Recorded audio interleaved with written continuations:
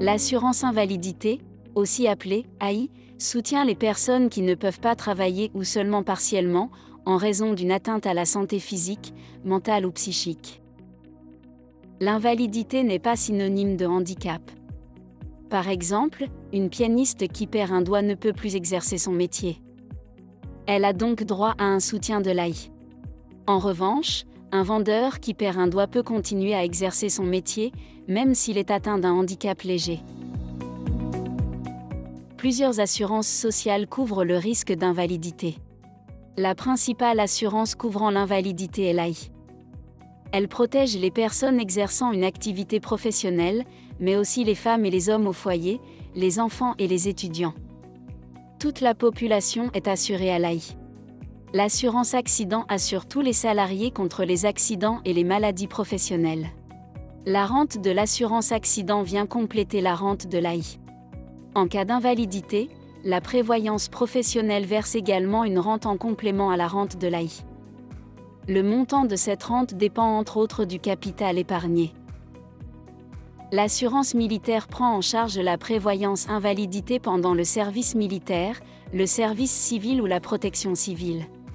Les prestations complémentaires PC sont versées lorsque l'argent des assurances sociales ne suffit pas à couvrir les besoins de base. Les offices AI sont chargés de l'exécution de l'assurance invalidité. Chaque canton a son office AI. Dans l'assurance invalidité, la réadaptation prime la rente. L'AI soutient les personnes atteintes dans leur santé en leur proposant en premier lieu des mesures de réadaptation pour leur permettre, si possible, de travailler à nouveau. Il peut s'agir d'une adaptation du poste de travail. Lorsqu'une personne est contrainte de changer de travail, l'AI propose un reclassement ou une orientation professionnelle. Elle soutient également les employeurs qui veulent engager une personne concernée. L'AI rembourse aussi des moyens auxiliaires comme des fauteuils roulants ou des appareils auditifs. Le but est de permettre aux personnes de rester autonomes et actives professionnellement. Lorsqu'une réadaptation n'est pas possible ou n'est possible que partiellement, l'AI examine si la personne a droit à une rente. La rente AI doit permettre de compenser la perte de revenus, du moins en partie.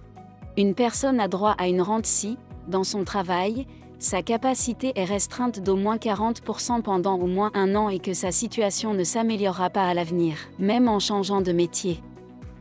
Le montant de la rente AI dépend du taux d'invalidité. Cette valeur, exprimée en pourcentage, indique quelle part de son salaire la personne a perdu en devenant invalide.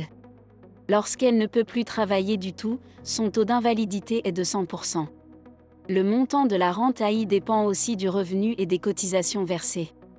Les personnes touchant une rente AI ont aussi droit à une rente pour chacun de leurs enfants de moins de 18 ans, ou de moins de 25 ans s'ils sont en formation.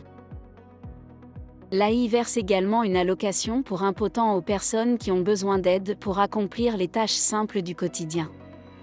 Par exemple pour s'habiller, s'asseoir ou manger. Si ces personnes ont besoin d'une aide pour d'autres tâches définies et souhaitent continuer à vivre chez elles, l'AI leur verse une contribution d'assistance. Cette contribution leur permet d'embaucher quelqu'un, par exemple pour gérer le ménage ou des services de nuit. L'assurance invalidité est financée en premier lieu par les cotisations payées par les salariés, leurs employeurs et les indépendants. La Confédération participe également à son financement. Les dépenses de l'AI s'élèvent à environ 10 milliards de francs par an. Cela représente environ 5% des dépenses totales des assurances sociales. L'assurance invalidité a de gros défis à relever. Le nombre de personnes auxquelles une rente est accordée est en hausse. Le nombre de maladies psychiques augmente lui aussi, en particulier chez les jeunes. De plus, la réadaptation professionnelle exige une collaboration étroite entre tous les acteurs, y compris le monde économique. L'AI est régulièrement adaptée pour lui permettre de continuer à remplir son rôle essentiel et aider les personnes atteintes dans leur santé à participer à la vie en société.